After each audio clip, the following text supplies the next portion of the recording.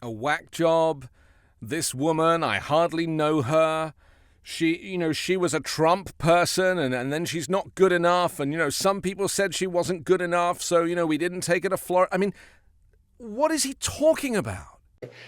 Because, some whack job can say this stuff and get away with it. And other things, that I wanted guns at my rally. Okay, now I'm speaking. Why would I want guns? I don't want people standing with guns in my rally. I don't remember seeing any AR-15s at the Capitol. Well, she wasn't complaining. And the other thing about this woman, she wanted to work for me after January 6th. She was a big Trump fan. She wanted to work for me in Florida. And we chose not to bring her down because I got very bad things. I hardly knew her. And I said, well, if she's no good, I got somebody called up, numerous people, that she's not good. I won't say why that she's not good, but plenty of reasons. Why? I'm not going to say that, but I'm going to say that she was not respected by the people in the White House. So they thought she shouldn't go down. I was going down to Florida with a group of people, great group of people, patriots, and her name was thrown out there, and they said, stay away from her. They said bad things about her. And then I see her, and I hardly know who she is. And then I see this woman getting up, and she's making up stories like one after another.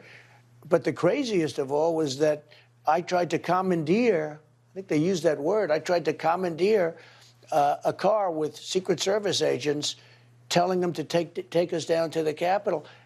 It was totally false, and that a person can get away with it. And then I watch the Times and the Washington Post, and I get reviews on MSDNC and CNN. They hardly even talk about the fact that she's been totally discredited. Have you ever seen anybody lie so badly? He's such a terrible liar.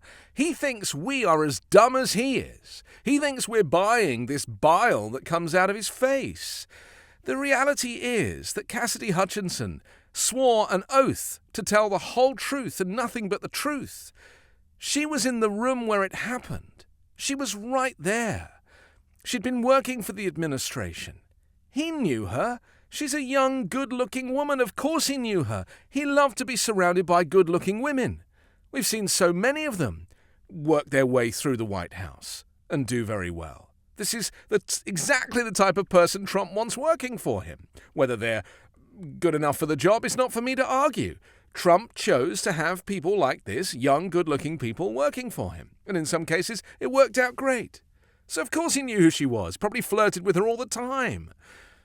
This desire to kind of rewrite history, to kind of pick and choose the narrative, and then change it and re-deliver it back to his audience on Newsmax, in this case, a Donald Trump-friendly propaganda right-wing news channel. I mean, we're not buying it. I'm not buying it.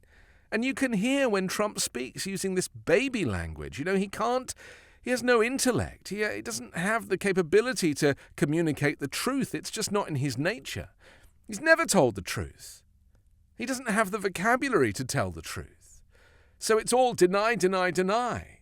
He won't even say her name. I mean, that's something that Vladimir Putin does with his opposition, Alexei Navalny, who's now currently in prison courtesy of the Russian autocrat.